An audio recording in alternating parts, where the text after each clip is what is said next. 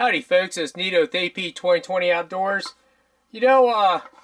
For years I've always wanted a borescope. For years and years, like 20 years ago, the really only decent borescope you could find was made by Hawk. And man, I'll tell you what, those borescopes started at, $700-800 and went up to $22,000, $2,500. For the longest time, that's been on my bucket list to get a borescope or an endoscope. Fast forward to 2019, I gotta thank Endosnake. I'd seen their ads on Facebook. They were happy to send me out some of their products to test on my YouTube channel. So I got what they called the quad package. And I'm not gonna go and name the millimeter size because I don't prescribe to the metric system. Well, except maybe for 6.5 millimeter Creedmoor. So anyways, I just took my calipers and measured. The four that I received, one is a 0.158 inches in diameter. So if you guys know your rifle calibers, that's probably like just slightly under a 16 caliber. They say this works well for the like the 223 calibers. And then I got the .216. See where I'm going with this? That's almost a 22 caliber. And then currently I'm using the .286 in my M1A1 paratrooper. This is a 308 bore. And then the last one is a .318. Now I think just from memory, I think that last one is 8 millimeter. The one I'm currently now using is 7 millimeter. And then this .216, I'm guessing that is 5.3 millimeters maybe. And the .158. I'm going to do a little quick test here. Oh, by the way, this is going to be a series of videos for Endosnake. I'm not just going to do one off.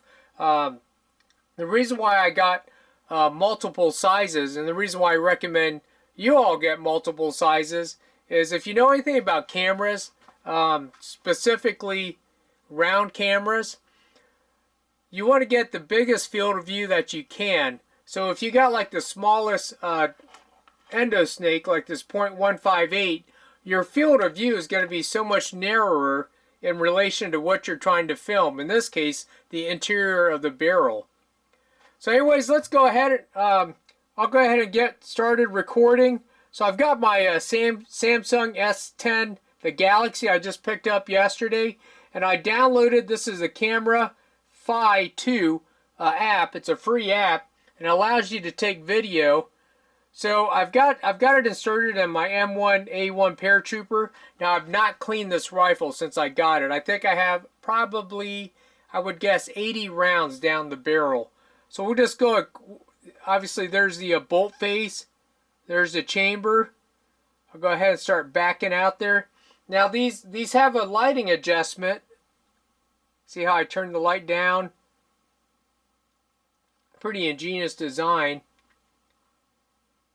I'm actually getting some reflections. I just noticed that. But you can see, obviously, this is a 4 land and groove barrel. You can see the 4 grooves or the 4 lands. Pretty cool. I'll go ahead and go all the way out to the muzzle here.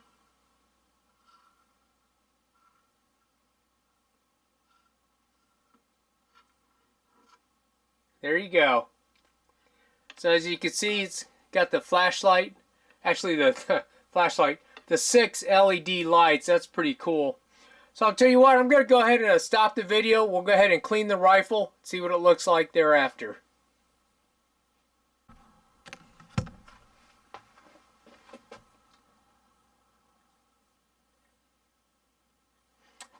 Alright folks, I spent about 10 minutes.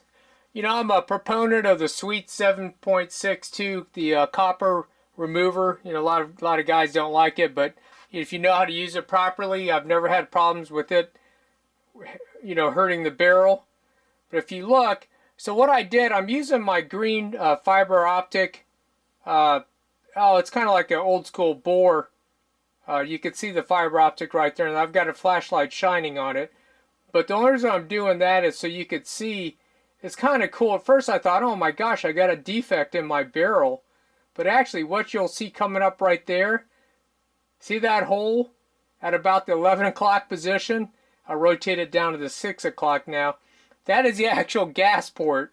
Since this is an M1 A1 carbine, it's semi-automatic. Actually, it's gas operated. That's pretty cool. Look at that.